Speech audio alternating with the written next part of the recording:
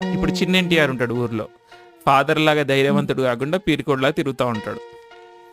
Twist ఏంటంటే పెద్ద ఎన్టీఆర్ ఉండడు, చిన్న ఎన్టీఆర్ పెద్ద ఎన్టీఆర్ లాగా వీళ్ళందరినీ కంట్రోల్లో పెడతా ఉంటాడు.